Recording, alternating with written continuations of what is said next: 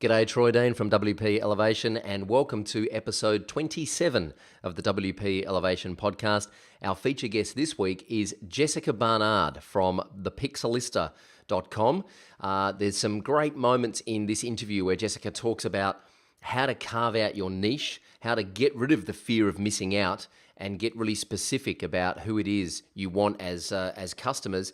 And there's also this great moment where she talks about developing customer profiles for premium themes that she designs. So Jessica designs Genesis child themes and sells them as a premium theme, but she builds customer profiles before she actually designs the theme. There's lots of goodness to learn, lots of great stuff in this interview, and Jessica's giving away a copy of the Genesis theme framework valued at $59 and one of her Genesis premium themes valued at $45. So watch the interview for details on how to enter that. Stay with us, let's elevate. This is the WP Elevation Podcast, helping WordPress consultants elevate. This episode of WP Elevation Podcast is brought to you by WP Elevation, the world's first business accelerator program to help WordPress consultants get better clients, work on better projects, and of course get paid better fees. As I mentioned, today's feature guest is Jessica Barnard from the Pixelista. But before we get into that, the elevation tip of the week is customer profiling. If you don't know who your perfect customer is, and you don't know the niche that you serve the best, or the group of people that you add the most value to, then just try this very, very simple tip. It's very old school. Grab a pen and a piece of paper and ask yourself this question. If you could get 10 new clients right now, but they all had to be clones of one of your existing clients, who would that existing client be? And just write down a paragraph about that client. Where did they come from? What problems were they trying to solve when you started working with them? And where are they? Where do they hang out? What business are they in? What do they do on the weekends? What does their life look like? And how can you go about attracting more of them? Jessica talks a lot in this interview about customer profiling. She actually builds customer profiles for her premium themes, which I've never heard anyone do before. It's a really inspirational interview. You can check out her themes at thepixelista.com. And as I mentioned, she's giving away the Genesis framework and one of her themes, so stick around for that. Without further ado, let's meet Jessica Barnard. G'day, Troy Dean here from WP Elevation, and I'm very excited to have with me all the way from the US of A, Jessica Barnard from the Pixelista. Hey Jess, how are you? I'm good, how are you? I'm very well, thank you. Now, if I'm not mistaken, you're in Las Vegas, is that right? Yeah, I'm in the rural Las Vegas area. Wow, cool. So I've never been to Las Vegas. I've been to Arizona, but Las Vegas in my mind is just like this. Nevada is like this big desert with this crazy town in the middle where everyone goes and plays the pokies. And is that kind of what it's like? Yeah, that's basically it. There's just empty desert in most of the western United States, and I kind of live smack dab in the middle of that. Wow. And so do you spend much time actually in Vegas itself? No, I am not a big fan of the Vegas scene, but I really do enjoy living in the desert. So I'm not a big snow person. Cool. We're going to talk about one of your hobbies a little bit later on, which I think will take some people by surprise. But listen, before we get into this, let's just announce our competition for the week. You have very kindly offered to sponsor a copy of the Genesis theme framework and one of your child themes that you can find on thepixelista.com, which are beautiful themes, by the way. So stick around for details on how you can enter that competition and for your chance to win those prizes a little bit later on. So before we start talking about all things WordPress-ish, when you were a kid, what did you want to be when you grew up? I pretty much always knew I wanted to be an artist of some sort. So like a visual artist, or just like a painter or a sculptor, or did you have any kind of particular art in mind?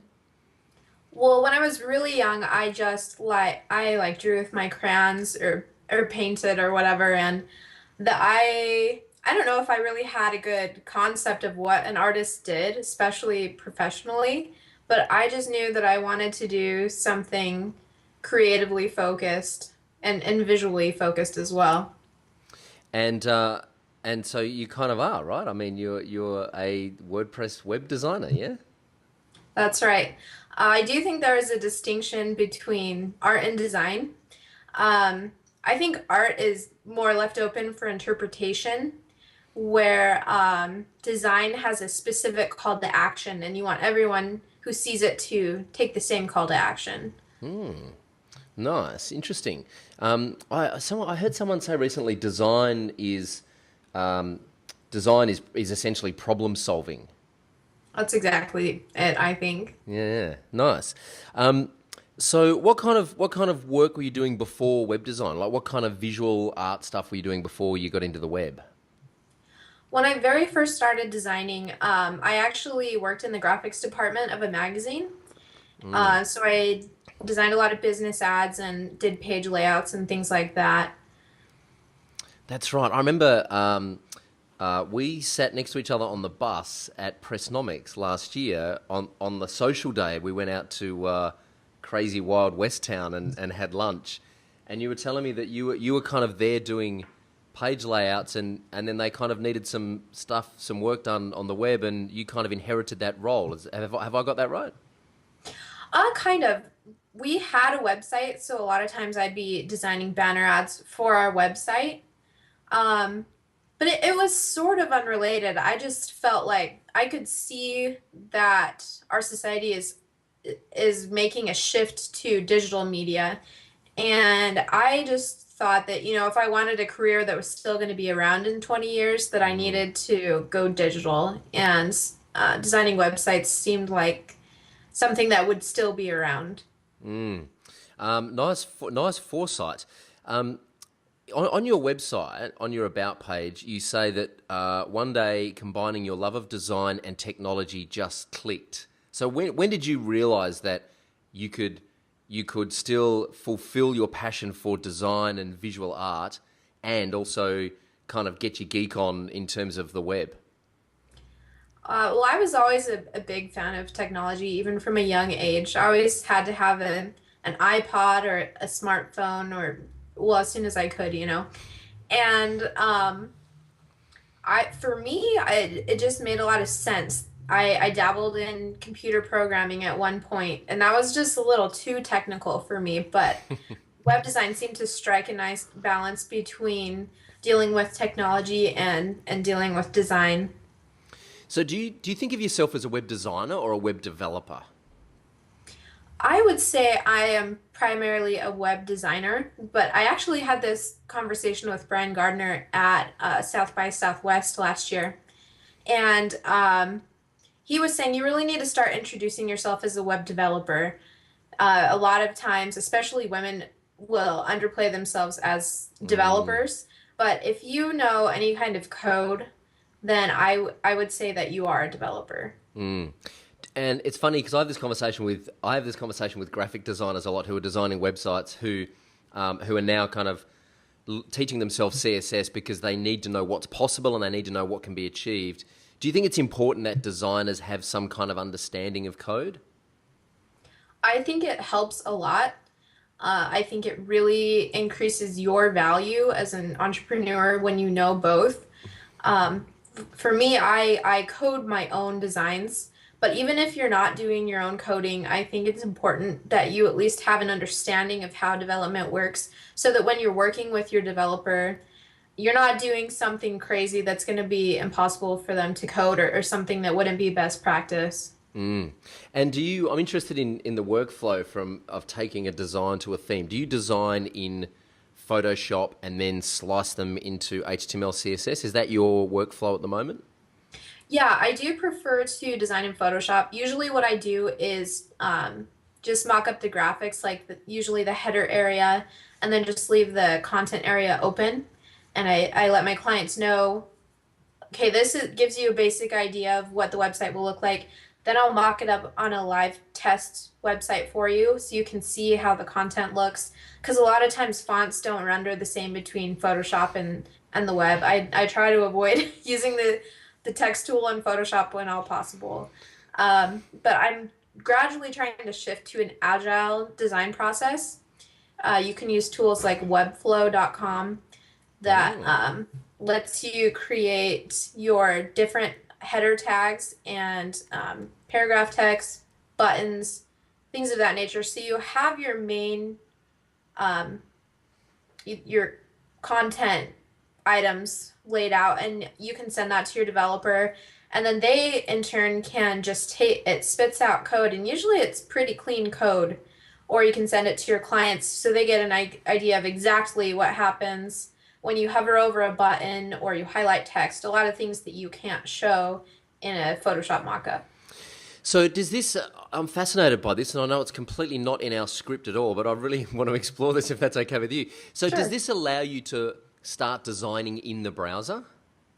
It does. For me, I don't do any kind of layout structuring, but I do like to pick my fonts, and again, like design my buttons, things like that. So I have code to grab when I am actually coding my theme. Interesting. I've been banging on about a product recently called easel.io, which allows you to, and I'm not a designer at all. I mean, no one would ever want to use anything that I design. But what I like about easel.io is similarly, I think, to Webflow, is it allows you to mock up what the design will look like in the browser. It scales it to responsive, for different size devices. And yeah, your client can actually see how it's going to look in the browser rather than see what it looks like as a JPEG.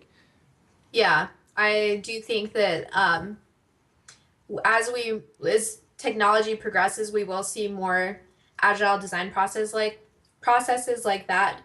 Because right now we're kind of doing it twice. We're doing all the work of creating it in Photoshop, and then we're doing all the work of coding it. When if you just designed it in browser, it would save a lot of steps. Yeah, and it's funny. I heard someone say a couple of years ago that a Photoshop file is a drawing of a website. It kind of basically is, yeah. And as soon as I heard that, I haven't been able to let that go now. So we still, cut up Photoshop files. But every time I get a Photoshop file, I'm like, oh, when is this going to stop, man? I'm really looking forward to exploring these more agile processes moving forward. So, when did you discover WordPress? Do you remember the first time you saw the WordPress dashboard? I think it was around 2008 when I originally started freelancing and doing websites. I actually designed for Blogger, but very quickly I could tell that it didn't have the functionality that my clients were looking for. They were requesting a lot of complicated features that normally you can only integrate into WordPress, and I was having to do a lot of hacking.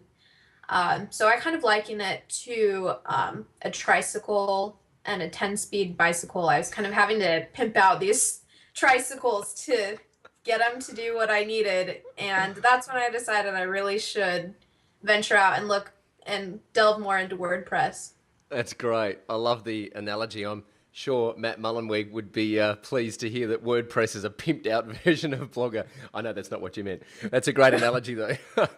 And did you feel like when you first started using WordPress, why did you not, pursue Joomla or Drupal or Magento or one of the other CMSs? Why did you stay with WordPress? For me, I think when I find a tool that meets my needs, I'm not really inclined to venture out too much.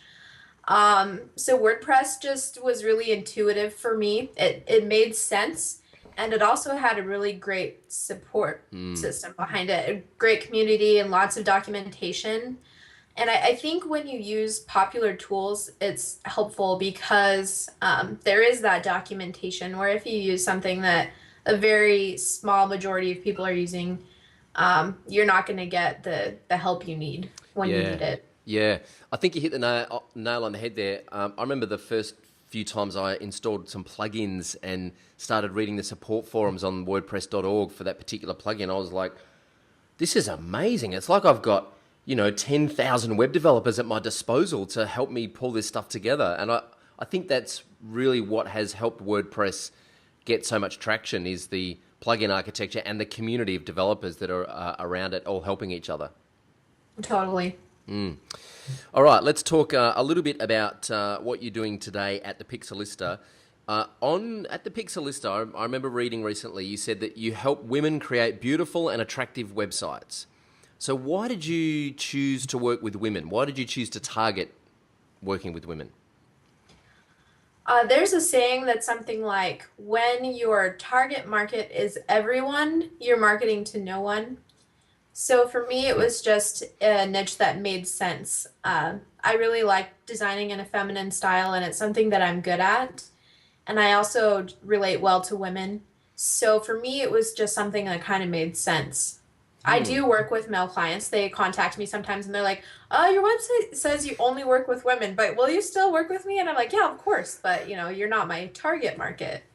What interests me about this is very few entrepreneurs I come across are actually willing to state who their target market is or who their preferred client is because they have an inherent fear. It's FOMO, it's fear of missing out on everyone else. So you've effectively just, like, was there a moment in your mind where you said, I'm going to essentially isolate, 50% of the world's population here and tell them I don't want to work with them? Were you kind of scared about putting that message out? I really wasn't at all. Because again, if you're trying to be too general, you're not going to relate to anyone. So I think it's way more important to target to a niche so that when they're reading your website, they're like, "That's me. You're describing me. You totally get me, and I want to work with you." That is great advice. That is worth the price of admission alone, ladies and gentlemen. And for a free podcast, that's not too bad. Um, all right. So when you meet someone for the first time today, how do you describe what it is you do in one sentence? What's your elevator pitch, so to speak? Well, again, the tagline on my website is I help women create beautiful and effective websites. So, the keyword beautiful there is that when you invest in professional branding and web design, it sets you apart as a professional. People see your website and they take you seriously. Whereas if you're using the WordPress default theme that they see all the time, that anyone can have and use, it doesn't set you apart as a professional in people's minds. And the second keyword, effective, is that I feel like your website should be your best employee. It covers a lot of the groundwork for you that you don't want to waste your hours on. It gives people an overview of your products or services, a history of your company, addresses a lot of frequently asked questions and things of that nature. So I guess that wasn't one sentence, but that's my elevator pitch. Yeah, but no. But your elevator pitch is I help women create beautiful and effective websites. That's a great elevator pitch. It's really specific. You know exactly who it is you're talking to, and if someone is not interested in having a beautiful and effective website, then they're probably not the right client for you. Exactly. Yeah, nice one.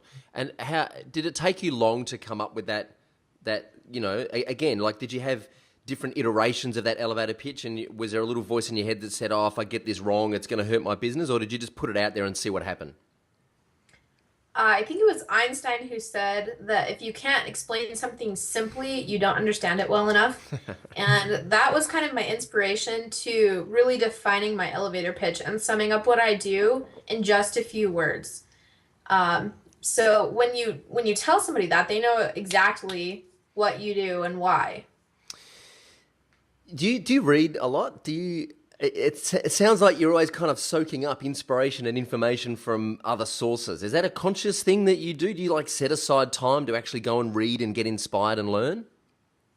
It's not something that I set time aside to do. If you want to talk about being an efficient worker, then I'm not the person to talk about because I am very like I jump from thing to thing. I like being able to be designing and then jump over to Twitter. And my Twitter stream is very targeted. These days, I mostly follow only WordPress specific individuals. So that's where I find a lot of these articles. And I like to take mental breaks during the day and go off and read something and learn something new. So I think it's just an ingrained curiosity, not something that I have to set time aside for because it's something I enjoy doing. Nice. What do you? So you touched on then flicking between designing and Twitter. What do you actually spend most of your time doing day to day? I would say I really underestimate how much time I spend on emails. That takes up a good chunk of my time, but I try to use like boilerplate templates to help speed up that process. And then I would say probably 30% of my time is design, 30% development, and the rest of that is client communications and just research and networking. Sure.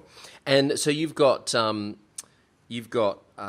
client services and you've got themes. So what percentage of the time are you designing client sites and what percentage are you designing new themes? I would like to spend more time designing themes, commercial themes. That has served me really well. It's a relatively new market for me.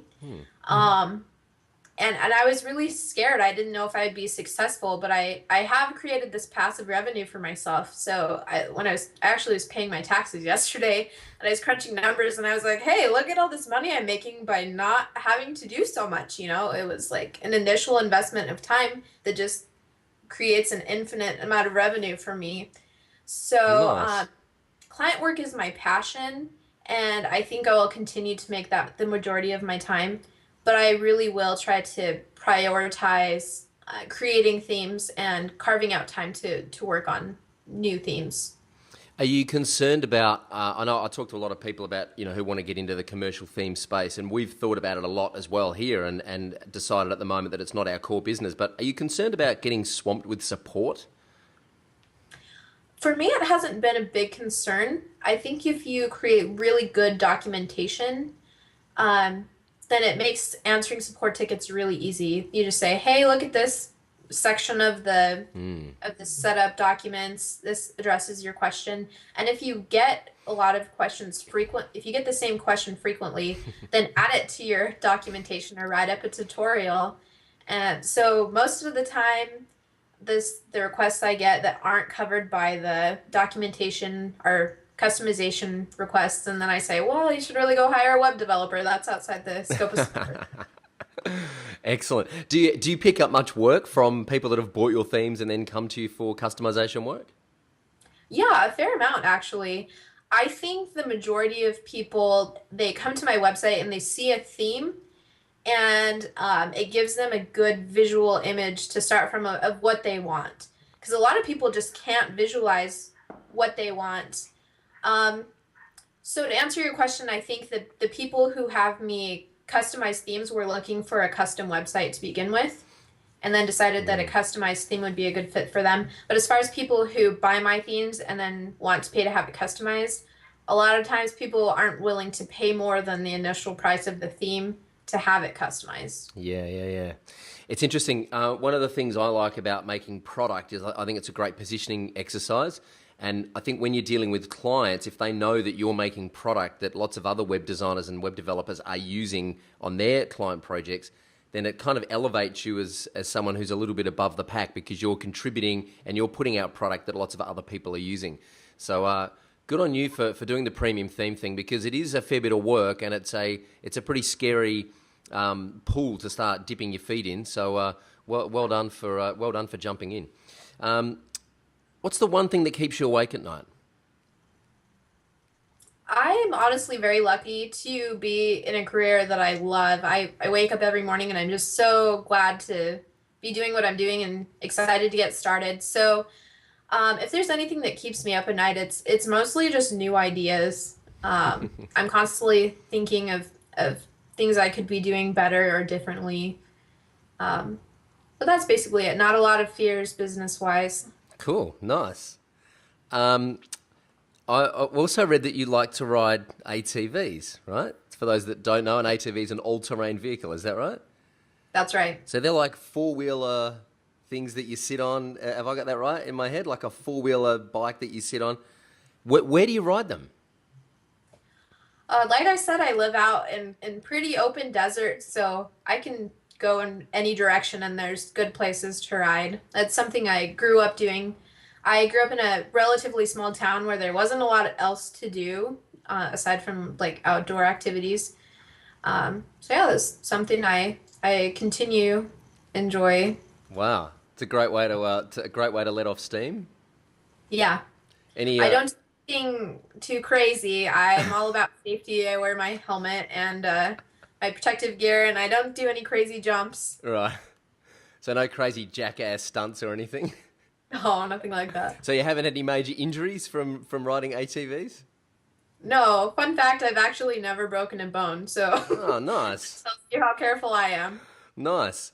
What else do you do when you're not working? How do you get your mind out of, how do you get your mind out of trying to solve that problem on that client side or write that one last function that's going to get the website finished? How do you switch off and get your mind out of that and have some kind of balance?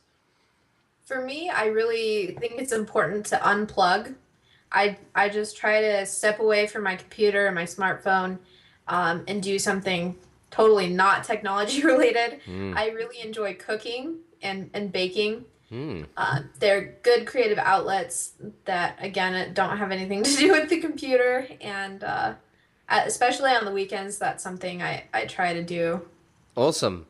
So I find I like cooking too. I don't do it as much as I used to, but I find that when I cook, the problem is I use the iPad to search for recipes, and then I'm using the iPad, and I just note I'm still connected here. I'm still on the web, and I'm still using a device. I'm so stubborn about it that I actually print out my recipes. I won't take my phone into the kitchen or whatever Nice, nice. That's good discipline. I like it. All right. So this is a slight variation on the what keeps you up at night question. Maybe you don't want to fix anything in your business, but if you could wave a magic wand and fix one thing in your business right now, what would it be? I wish there was an easier way to sort emails that come through from my website. Because it doesn't matter what kind of notice I post above my forms. Like, you can't submit a support ticket through my contact form. You have to submit, a ticket in this area, and people just don't care. But so yeah, I guess if I could wave a magic wand, it would be that people read the instructions on my forms and follow them. Excellent. All right, let's talk a little bit about the Pixelista. When you first, it's quite a distinct brand. You've got this cute little caricature of yourself. The name is kind of in this handwriting. It's it's a really strong. It doesn't look like a WordPress theme. It looks like a really strong brand. Was that obviously it was a conscious decision, but how much thought and effort went into designing that brand, and was it a deliberate way of trying to stand out from the crowd? Again, I started my business around 2008, and I got my start in customizing mommy blogs. And in 2008, thereabouts, the characters were the big thing. Every mom blogger wanted some sort of illustration. And so for me, it was something just to show that my target clients that I can do what they were looking for. So down the road, people ask me, that's kind of out of vogue. Why do you still have a caricature of yourself? And I'm like, well, I have a really established brand. People recognize it, and I don't think that you should change your branding willy-nilly. And how many iterations did you go through before you were happy with the character? I actually hired an illustrator to do that one for me, even though I can do illustrations myself. I just think trying to design for yourself is kind of like trying to tickle yourself. It can be can be difficult, and sometimes it's better just to get input from somebody else. I did design my website, but the illustration specifically, I hired out, and we didn't have to go through many iterations. She just kind of was what she was from the get-go. Awesome. I've never tried to tickle myself, but that's something I'm going to try a little bit later on for those that are interested. Give it a shot. Email me and tell me if it works. So one of the other things that I like about your site is that you publish your pricing on your website. Were you nervous about doing that? I wasn't nervous. I know that when I go to a website looking for services, it drives me crazy when there isn't some sort of price point listed. At least starting prices or ballpark prices. And I've tried it both ways. I did go through a phase, I kind of did some A/B testing where I didn't have prices listed, and I got a lot of inquiries of people who weren't a good fit for me. So I chose to publish my prices on my website so people know from from the get-go without having to contact me if they think that I would be a good fit for them. You know, my work is done here. I mean, that's exactly and this wasn't scripted, by the way. I didn't feed you that answer, did I? No. I have this conversation all the time with WordPress developers who are too scared to put pricing up on their website because they think they're going to miss out on incoming inquiries. But the reality is those inquiries that you miss out on are not quality inquiries anyway. So why do you want to waste your time writing proposals for them when they don't have the budget that you need to get the job done? Exactly. How did you know how to price yourself? Like, how did you know, like what kind of area and what kind of ballpark you wanted to put yourself? I think I kind of worked my way up the ladder. I started out really cheap. I started when I was about 17, and at that point I was like excited to make $10 an hour, So I did. I worked really cheap at first, and then over the years I gradually increased my price points. When I had to start, as you get older, your cost of living just increases. And a lot of it came from just reading articles about entrepreneurship, and one specifically challenged people to double their prices that day. And people were like, what? That's crazy. I'll lose all my customers. But just as an experiment, try doubling your prices. For me, I found that I got the same amount of inquiries, the same amount of bookings, but I only had to take on half the projects to make the same amount of money. So it's just really a matter of knowing what your services are worth, and knowing that you're worth the prices you want to charge. This is not in the script at all, but because this is a conversation I have a lot at WordCamps and at meetups, is how did you arrive at that point where you said, okay, I am worth this? Because I see WordPress consultants struggling with this all the time, like this internal battle of saying, oh my God, I can't charge that much for a WordPress website because they have this kind of self-doubt that they're not worth it. How did you actually arrive at that point where you said, I am worth these prices? I think the bottom line is you have to decide what your time is worth. For me, I could spend my time doing other things, and it's something that I love to do, but I do have to make X amount of money per hour to make it worth my time. And I've never gotten to the point where I was charging so much that I didn't have clients. There's pretty much always a client base for the prices you want to charge, whether it's for a $500 website or $500,000 website. Mm-hmm. It's just a matter of finding your target clients and being able to market to them effectively. And I think you hit the nail on the head there, because there are other things that you could be doing with your time, like riding ATVs around the desert, right? Right. Or making commercial themes, right? Mm-hmm. Awesome. So your themes, the other thing I've noticed about your themes is that they're really elegant and really beautiful. And you did say that you like designing in kind of a feminine a way.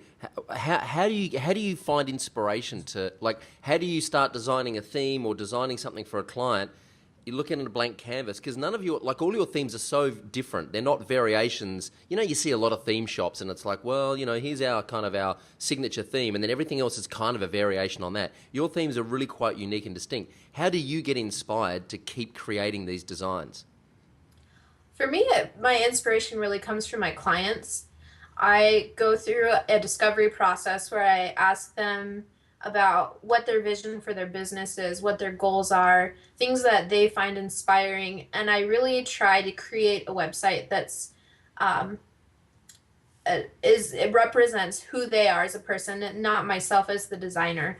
And I approach commercial themes the same way. I sit down and craft a user persona, and I come up with the person who would use this theme and how it solves their problems and how the design would target their target market. So again, you're not designing for the client in that case, you're designing for the client's clients. And Wow. and every business is different, and I feel like every design should be different because of that. That's really interesting that you take the developing like a customer profile or like an avatar profile, developing that for designing a commercial theme. So it's not for one specific client, but you still design the theme with that customer profile in mind. That's a really interesting. I've never heard anyone designing premium themes that way before. Sure, doing custom work for clients, you go through that customer profile development phase. What made you start doing that for your commercial themes? For me, if I don't have a specific goal in mind, I flounder and I don't really know what features I need to integrate or what design aesthetic I should go for. So I think it's really important that you have in your mind a vision of who would be using this theme and why. And it's been really effective for me. Wow, that's a great tip. Developing a customer profile for designing commercial themes. I wish more theme designers did that. Because as I said, a lot of the commercial themes I find just start to all kind of look and sound and smell the same. All right, let's get into our elevation round. For those that don't know, WP Elevation is the world's first business accelerator to help WordPress consultants build a sustainable, profitable business. So we're going to ask Jessica a series of quick questions, and you're just going to give us some quick answers off the top of your head. Sound good? Sounds good. All right. What's the number one thing any freelancer or consultant needs to know? I would say you always need to be innovating and learning new things, or else the market's going to leave you behind. Nice. What's the best thing you've ever done to find new customers? Publish testimonials on my website. Yeah, I noticed that actually. You're really good at that. Do you have like a, just off topic, do you have like a little process that you put in place to make sure you get testimonials from clients? I think that we all have our workflows we go through, kind of the same steps with every project. And for me, it's just something I added onto my list that when the client signs off on their site and they're like, oh, I love it, it's so great. I say, I'm so happy you're happy. Would you mind writing me a testimonial? And I always ask, even if I didn't necessarily like the client that much, I kind of project on my clients and think, well, you really frustrated me and you probably don't like me that much either. But then a lot of times they'll surprise me and they'll write a totally glowing review. Just work it into your process. Awesome. And the key there is the best time to get a testimonial is when they love you the most, when their project has just gone live and they're totally in love with you, then ask them for the testimonial. How do you stop competing on price? I think that when you can tell someone how you can address their problems and make them more money or save them time, as it may be, they'll be happy to pay you whatever you're asking. If you can, if you're charging $10,000 for a service that will make them $100,000 more a year, that's an easy decision for them. Nice. Any tips on writing better proposals? I would say just be really detailed about what's included. I know I take a little bit of extra time to explain to my clients like how a certain plugin functions or what a certain feature on their website will do. So they understand the value, and they also understand that it takes me a certain amount of time to integrate it. Just be really detailed in your proposals and make sure there's clear expectations for the entire process. Do you have a favorite tool or system for customer relationship management, or CRM as it's known? I like to use Help Scout for support tickets. But I make a point to take on very few client projects at a time. And I know for me that when I have too many projects in the works or I book them too far out in advance, I kind of lose my steam and my enthusiasm for the project, or I start confusing which project is which. So it doesn't even matter what kind of tool I use if I don't have clarity, just in my mind of what I'm working on for the time. So my trick is to just take on a limited number of projects and work on them as soon as the client's ready to get started. They inquire, they make their payment or whatever the case may be, we get started. For email is really sufficient for me because it's all fresh in my mind. Yeah, nice. And you're not managing, hundreds of leads at once. You're just managing a small portfolio. Right. Because you're pricing well enough, you can afford to do that. See, there's lots of lessons here, kids. What's the best way, and I think you've just answered this question, what's the best way to keep a project and a client on track? Yeah, definitely make sure you outline every step of the process so they know what to expect from you and when. And if there's a phase of the project where you're in development or something and they aren't going to hear from you for a couple weeks, just check in and say, hey, I just wanted to let you know the project's going well. As you know, I'll be in touch on such and such date. And I think that's the key to keeping every project on track. Yeah, constant communication.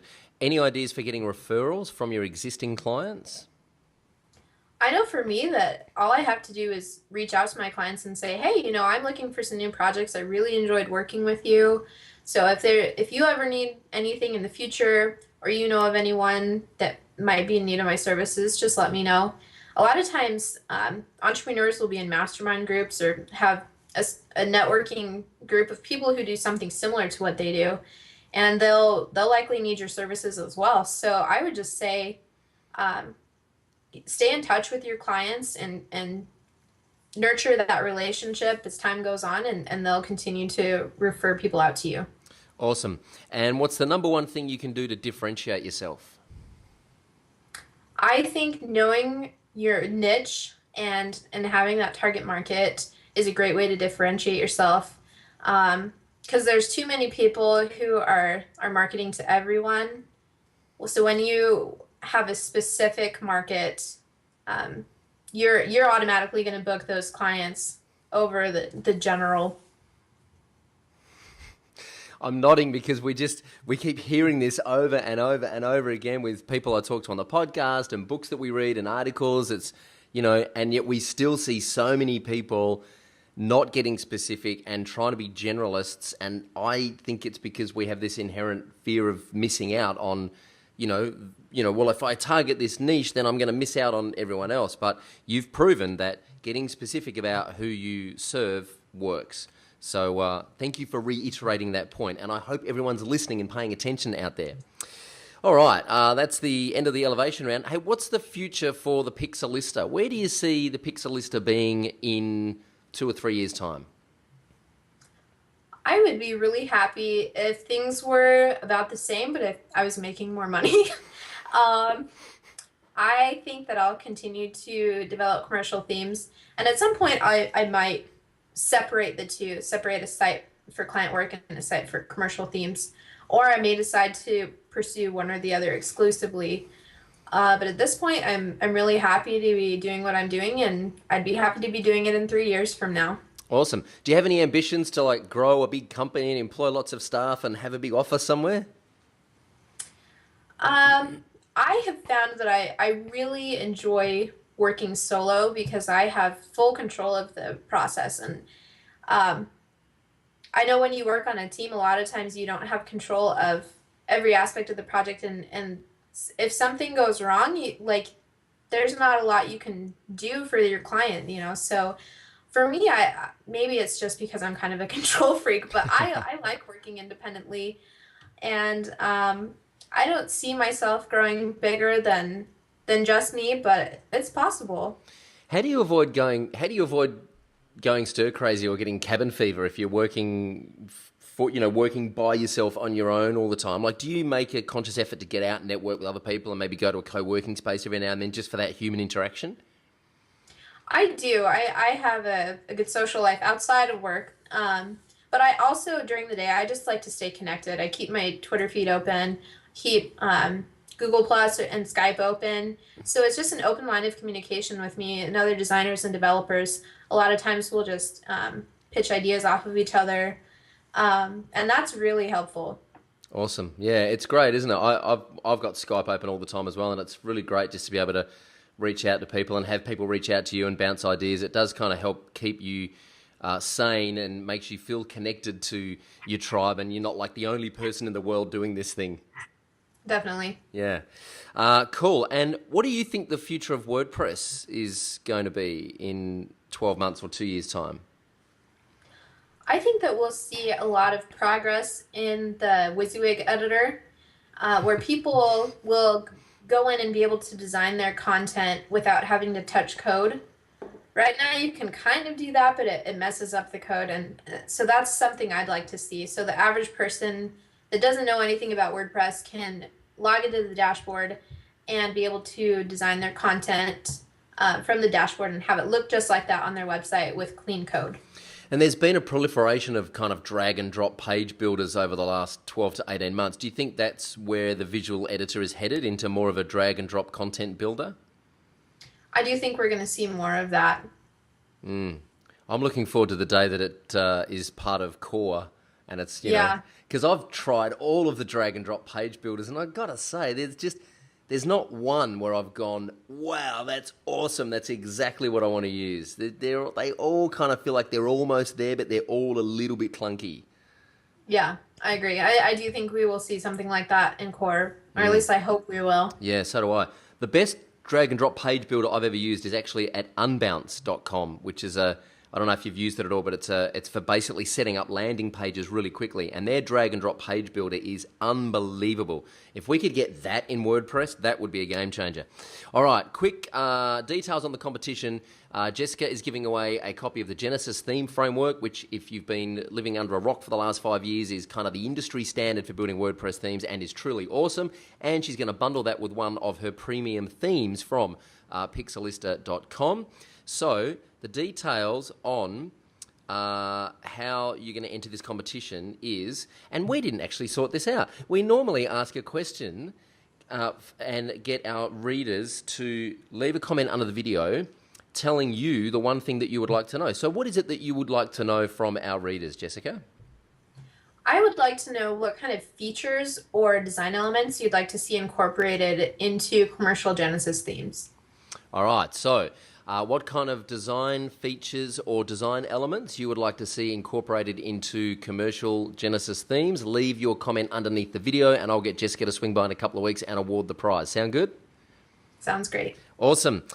What's the number one piece of advice you would give any entrepreneur trying to build their own business?